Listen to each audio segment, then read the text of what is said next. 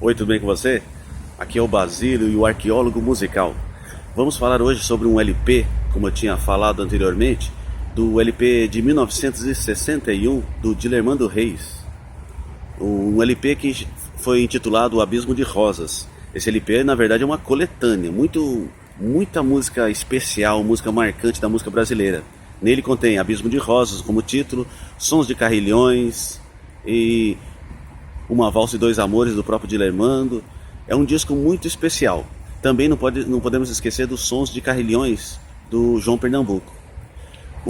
Falando um pouquinho sobre o Dilermando Reis é um novo, é um violonista que já pegou uma nova fase, uma nova geração. A geração anterior a ele, você vai destacando pelo menos os principais nomes, no caso Américo Giacomino e João Pernambuco. O Américo Giacomino, principalmente, ele pegou uma fase marginal, que o instrumento era tido como marginal, quem tocava esse instrumento era tido como vagabundo, aquela coisa. Na década de 10 do século passado, o Américo Giacomino, o canhoto, ele era paulista, nasceu e faleceu aqui mesmo. O Américo Giacomino, na década de 10 ainda, no final, ele conseguiu levar esse instrumento, no caso o violão, sair dessa música marginal para a música erudita. Olha que coisa interessante. Então foi ele que deu os primeiros passos com a música instrumental voltada unicamente para o violão. Então o Américo Giacomino e o João Pernambuco, eles marcam esse início desse estilo de música. E posterior a isso, lá na década de 40, o Dilermando começou a dar o Dilermando Reis começou as suas primeiras gravações. Dilermando nasceu aqui em São Paulo, em Guaratinguetá, mas com uma certa idade, já jovem, ele foi lá para o Rio e lá fez contato com muita gente e chegou até a conhecer o João Pernambuco. Mas quando ele foi para lá, o Américo Giacomino mesmo, propriamente, já havia falecido. Na década de 40, o Dilermando Reis começou a fazer algumas gravações e em 1961 ele regravou alguns desses sucessos, dessas músicas que ele tinha feito anteriormente, lá na década de 40. E falando um pouquinho também sobre o João Pernambuco, além dos Sons de Carrilhões, ele é coautor do Luar do Sertão, com o Catulo da Paixão Cearense. Catulo da Paixão Cearense, que na verdade ele era do Maranhão e não era cearense, se não me falha na memória. Mas depois dessa música ser composta e foi gravada pelo Eduardo das Neves, pela Casa Edson, na década de 10 do século passado, o Catulo ele se intitulou como o único autor dessa música. Olha só que coisa, mas teve a coautoria do João Pernambuco, violonista João Pernambuco.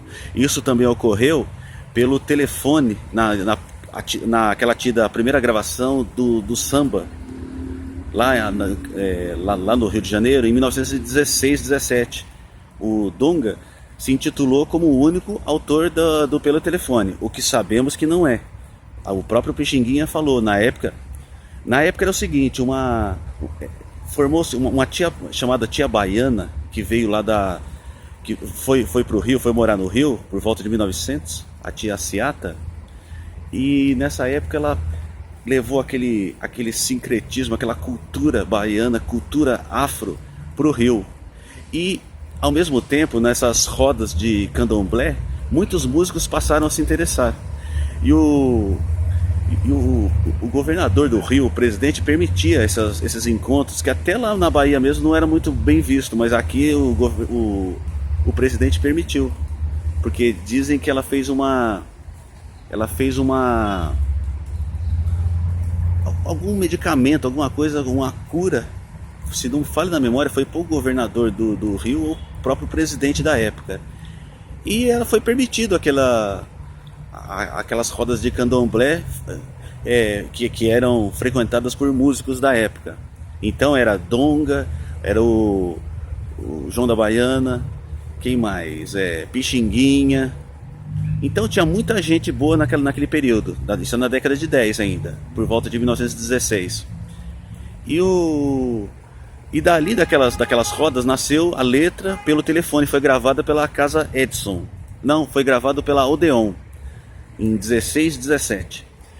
No entanto, após essa música ter um alcance grande, após essa música ter uma popularidade muito grande, o autor acabou colocando ele mesmo como único, como autoria própria, ou no caso o Donga, mas sabe-se que não foi. E outra coisa interessante também de citar nesse período é o seguinte, passa um aviãozinho aqui. Outra coisa interessante nesse período é o seguinte, pelo telefone é registrado como o primeiro samba, que foi lá no Rio, na Praça 11, nas rodas de candomblé, que nasceu daquilo ali, como citado e tal. Mas há jornalistas que citam que na década de 10 já tem outros registros com a palavra samba, ou seja, isso sempre aconteceu. As pessoas têm... existem marcos históricos que partem dali um determinado registro, mas quem viveu a época sabe que a coisa nasce espalhada, não foi ali propriamente dito que nasceu.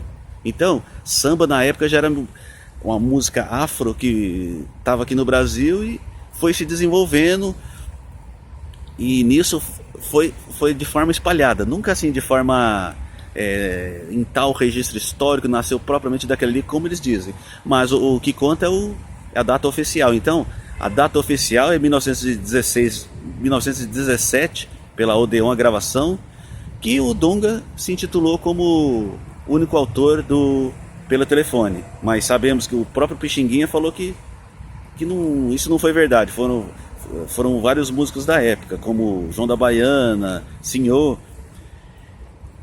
E então, traçando esse paralelo, aconteceu a mesma coisa no Luar do Sertão, lá com o João Pernambuco e o Caturo da Paixão Cearense. É uma pena, né? E agora, andando à frente, falando sobre o Dilema do Reis, na década de 40 ele foi para o Rio, então, saiu de Guaratinguetá, foi para o Rio e começou a fazer contato com aquela gente, com os músicos de lá, e ele já começou o talento musical dele voltado para o violão se destacava na época. Mas foi na década de 50, precisamente a partir de 1956, com a ascensão do Juscelino Kubitschek, que ele fez contato com o presidente, que a carreira dele deslanchou, porque o presidente deu até um cargo no Ministério da Educação para ele. E o Dilermando, ele lecionou para a filha do Juscelino Kubitschek e também ele lecionou para o Bola 7, aquele músico que foi violonista, mas também foi guitarrista de jazz. Bola 7 fez carreira lá nos Estados Unidos após esse período. Então, tanto o Dilermando, quanto o João Pernambuco, quanto o Américo Jacomino foram professores de música. Nesse vídeo, então, eu vou deixar aqui alguns links de algumas faixas desse LP que eu considero muito especial, de 1961, que é o Abismo de Rosas. Eu espero que você goste. Lá vai ter Uma Valsa e Dois Amores, o Abismo de Rosas como título, os Sons de Carrilhões, Magoado. Então, a gente vai estar falando sobre essas natas da música brasileira aí, tá ok? No próximo vídeo eu vou falar para você sobre um disco muito bonito que que surgiu em 1953. Eu vou falar sobre a Dalva de Oliveira, tá ok? Então até o próximo.